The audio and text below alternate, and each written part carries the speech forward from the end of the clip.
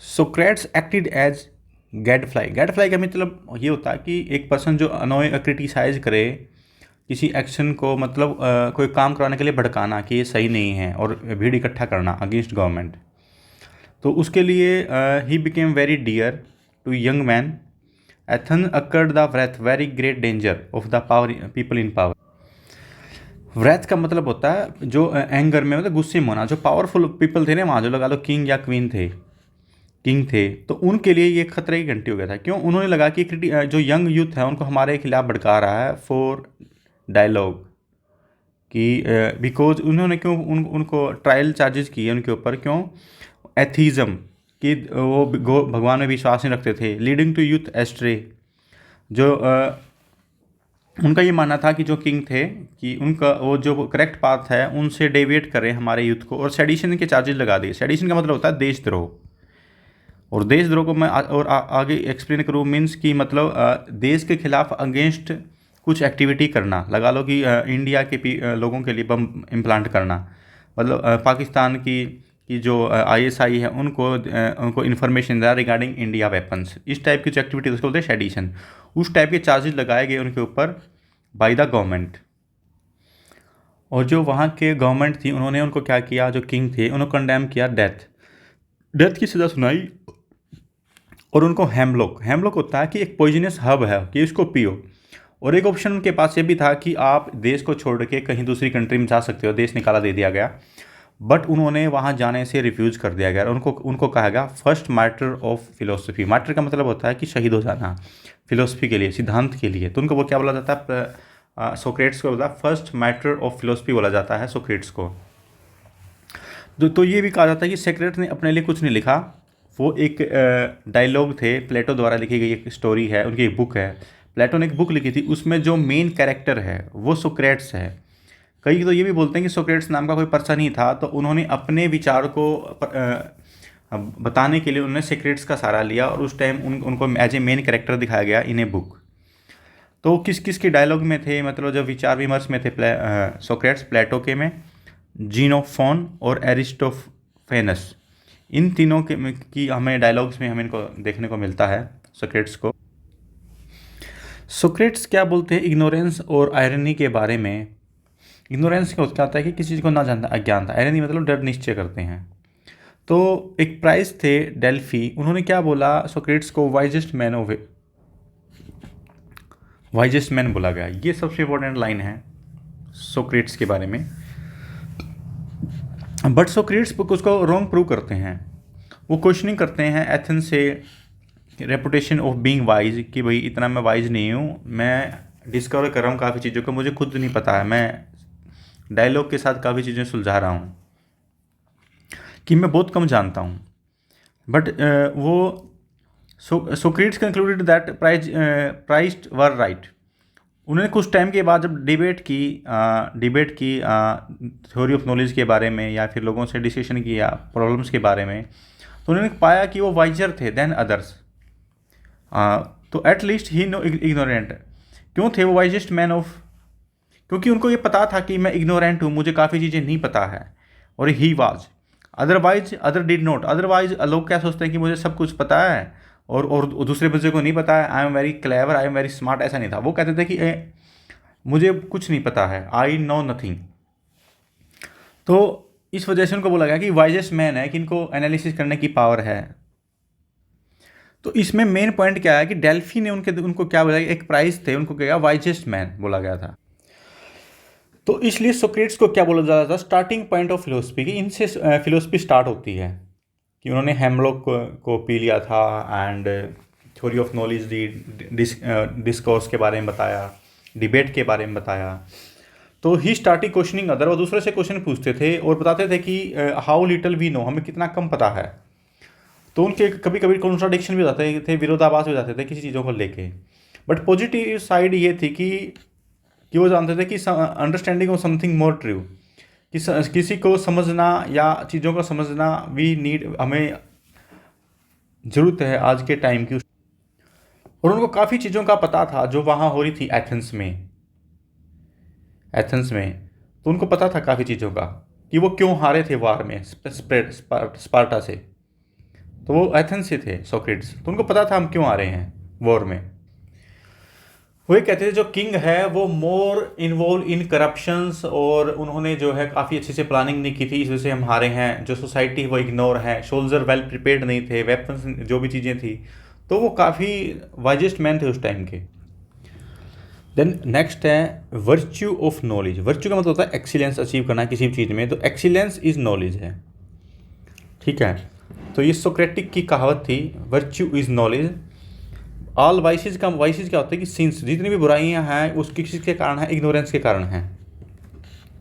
वो बोलते थे कि अगर किसी को पता है कि ये बुराई है तो वो नहीं करेंगे, वो कभी, जैसे कि किसी को पता हो कि अगर किसी को मारने की सज़ा डेथ सेंटेंस है तो वो नहीं मारेगा, ठीक है। तो ये सोक्रेटिस बोलते थे। तो कहते थे कि हम गलत क्यों करें, क्योंकि हमें पता नहीं कि गलत है। जैसे कि कोई कमिट करता है तो हाइनेस क्राइम क्यों कर रहा है, क्योंकि वो लैक ऑफ नॉलेज, को पता नहीं है कि क्या क्या होगा आफ्टर क्राइम के बाद। तो जो सोक्रेटिस थे वो एक्सेप्ट नहीं करते पॉसिबिलिटी ऑफ मोरल वीकनेस। ये एक अच्छी चीज़ है, इसको पॉइंट को नोट किया जाए। क्यों नहीं एक्सेप्ट करते थे, knowing the good yet doing a evil. But जो एरिस्टोटल थे वो इसके बिल्कुल अगेंस्ट थे। वो बोलते थे कि मोरल वीकनेस होती है पर्सन की, उनको पता होता है कि अगर ये हम करेंगे हमारे साथ रिवर्स एक्शन होगा, हमारे पास राइग्रेस पनिशमेंट मिलेगी, फिर भी लोग करते हैं। तो ये सोक्रेटिस बोलते थे कि अगर हमें पता हो कि यह बुराई है तो हम उसको नहीं करेंगे। बट अरिस्टोटल उसके अगेंस्ट थे इस बारे में। तो वर्च्यू एज हैप्पीनेस, देखो ये तो है कि अगर हम एक्सीलेंसी अचीव कर लेते हैं, हम अच्छे बिलीफ सिस्टम में काम करते हैं, तो वो हैप्पीनेस का पार्ट है। सोक्रेटिस भी ये बिलीव करते थे। तो life of virtue is always in the best interest of the person. अगर हम किसी चीज़ में अचीव करते हैं, लगा लो कि साइंटिस्ट है, अगर वो हाइड्रो एनर्जी में अपना ब्रेन लगाता है वो गुड है, बट अगर वो न्यूक्लियर एनर्जी में लगाता है इट्स अ बैड थिंग। तो ये सोक्रेटिस थे, काफ़ी आइडियलिस्ट पर्सन थे, उनको प्रैक्टिकलिटी इतनी नहीं बताती। बट जो एरिस्टोटल हैं, आगे हम डिस्कस करेंगे, नेक्स्ट थिंकर है, वो काफ़ी प्रैक्टिकल बातें करते हैं, इसलिए उनको बोला जाता है फादर ऑफ पॉलिटिकल साइंस। तो उन्होंने डेफिनेशन दी वर्च्यू की कि क्या कि सुप्रीम गुड होना, कि सबसे अच्छा। तो उसमें एक्सीलेंस अचीव करना किसी चीज़ में, और अपनी लाइफ जीना अपने फुल पोटेंशियल के साथ। और वर्च्यू क्या है, मोर एक्सीलेंस है। मतलब इसमें क्या है कि उसमें क्वालिटी होनी चाहिए पर्सन में, जैसे कि वो बोलते थे कि वर्च्यू इज़ नॉलेज। वर्च्यू क्या होता है कि एक्सीलेंसी अचीव करना वो नॉलेज के बराबर है। ये हाईएस्ट जो मैन या वीमेन का, जो भी पर्सन का हाईएस्ट पोटेंशियल, अगर हम उसको अचीव कर लेते हैं थ्रू द नॉलेज, किसके द्वारा अचीव करेंगे हम, हमारा जो हाईएस्ट पोटेंशियल है नॉलेज के थ्रू। नॉलेज लगा लो, नॉलेज के थ्रू, जैसे हमें साइंस से जितना रिलेवेंट होते जाएंगे, हमें उतनी प्रैक्टिकल बातें सोच पाएंगे, उतना हम मिथ में बिलीव नहीं करेंगे। तो उन्होंने बोला गया था नॉलेज इज सुप्रीम वर्च्यू, या वर्च्यू इज नॉलेज, एक ही बात है। तो उन्होंने हाईएस्ट ह्यूमन पोटेंशियल को जब हम अचीव कर लेते हैं तो हम अचीव करते हैं थ्रू नॉलेज। अगर हमारे पास नॉलेज है तो हम उसको अच्छे से, फॉर एग्जांपल मैं आपको एग्जांपल देता हूँ, एक आर्चरी वाला प्लेयर है, उसको पता होगा अगर 45 डिग्री एंगल पे हम उसको छोड़ेंगे, काफ़ी प्रेशर के साथ डालेंगे तो सबसे ज़्यादा दूर गिरेगा, उसकी हाइट के अकॉर्डिंग, उसके पोटेंशियल के अकॉर्डिंग। जिस तरह हम न्यूटन का थर्ड लगाएंगे, every action equal and opposite reaction, उसको नॉलेज है कि इतने एंगल पे फेंकना है 45 डिग्री पे, तो वो अपना बेस्ट दे पाएगा। तो उन्होंने बोला कि जो एक्सीलेंस हम अचीव कर पाएंगे वो नॉलेज के द्वारा ही अचीव कर पाएंगे। जो मैनी पीपल है नेवर कंसाइजली, मतलब पुण्य अपुण्य विवेक, अंतर आत्मा से नहीं जानते कि हमें कैसे जीना चाहिए। They only doing copying and paste like conventional norms.